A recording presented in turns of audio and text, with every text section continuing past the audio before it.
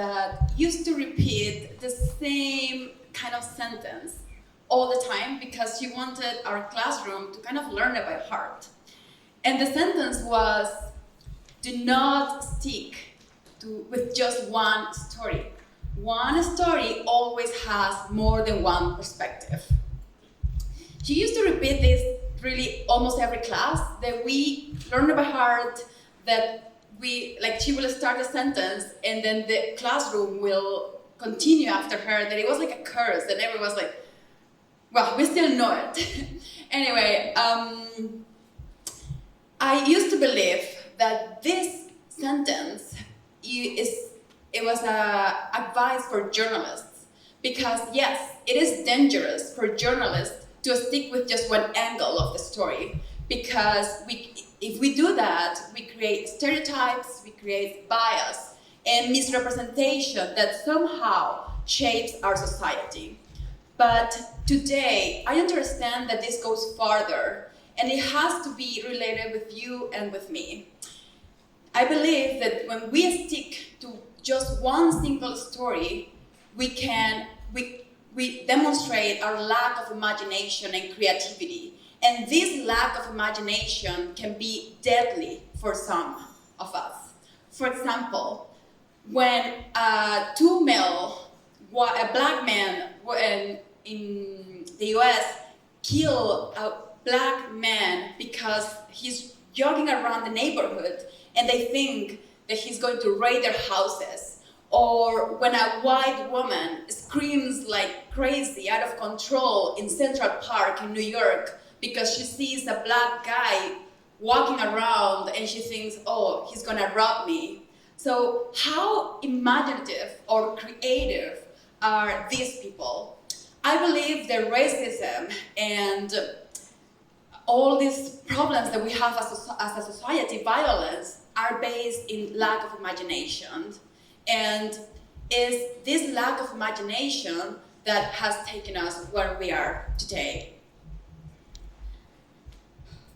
But how can we overcome this danger of a single story? I have one word for that, and is, guess what? Imagination. Yes. Imagination is about being beyond what we see that is within our sight. Imagination is about our capacity to imagine something completely different that we are experiencing or the world we are living in. It is about, it calls us to create, to envision, to challenge, and to believe that the unimaginable and unexpected can happen. As a Venezuelan, I can tell you about how I grew up and my often empty refrigerator as a kid. Or I could tell you how I grew up setting up buckets around our house to collect the water that would drip in our roof when it was raining. I could also tell you when I had to travel about 3 hours to go to the university. Or when I had to study at night just by candlelight because there was not electricity in our neighborhood. But I believe this is just one side of my story. And sharing this with you, it would be unfair. And it would be lack of imagination from my side, because that is not my only story. While it's true, it's not the whole. I grew up in a house where my parents taught me that all my dreams could come true with effort and determination, where impossible was just one word, and where all the challenges were seen as opportunities to go farther. I could not imagine a life differently than what my eyes were observing in reality. But I was not going to allow those challenges to set my future.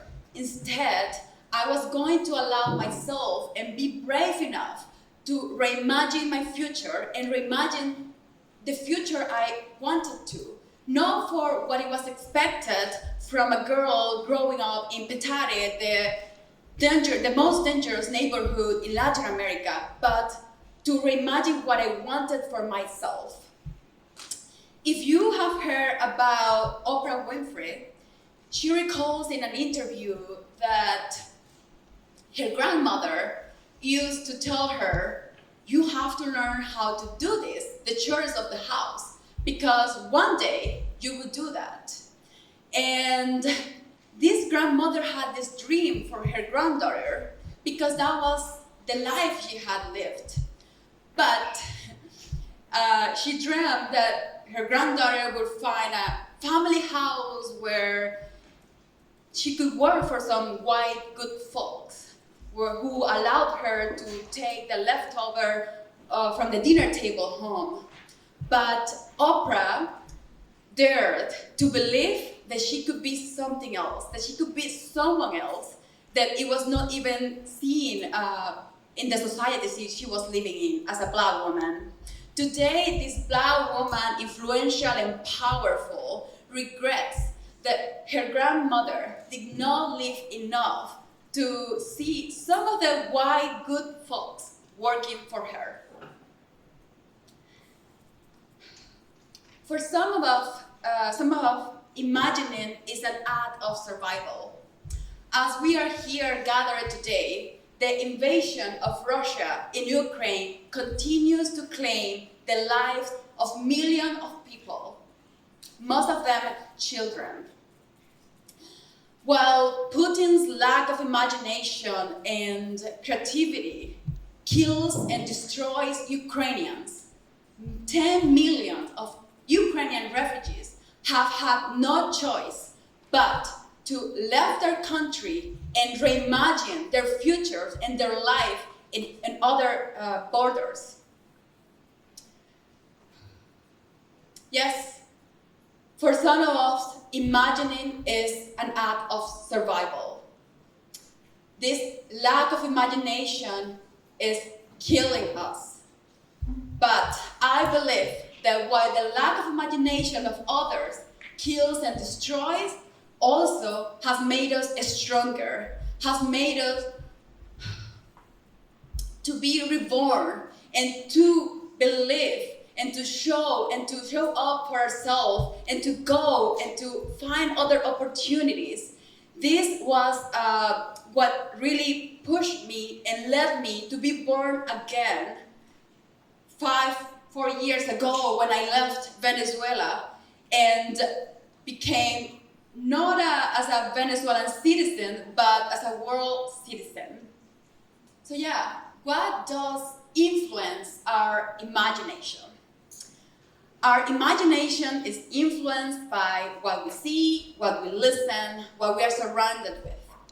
And I'm a journalist, so I want to tell you about the power of media over our imagination.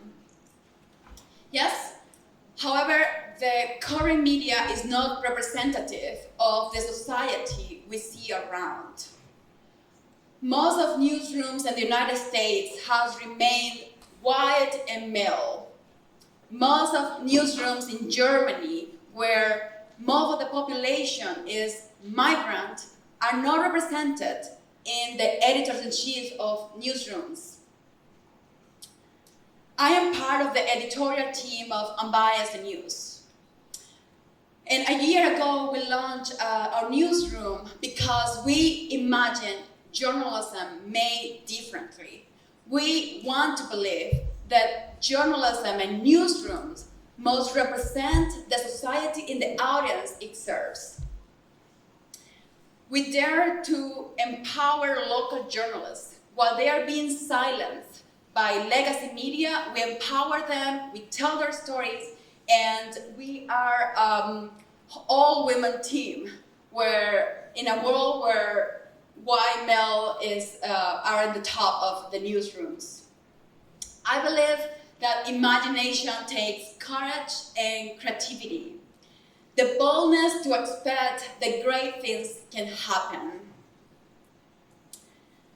And I want to ask you, when was the last time you made a choice to imagine wildly? What does success look like to you? Not to your family, not to your friends, not to the person who is sitting next to you.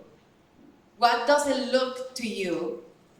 I believe that if we believe in the power of imagination and we go towards it, we can dare to reimagine our future, and we can build the future that we want, not just as individuals, but as a society. Thank you.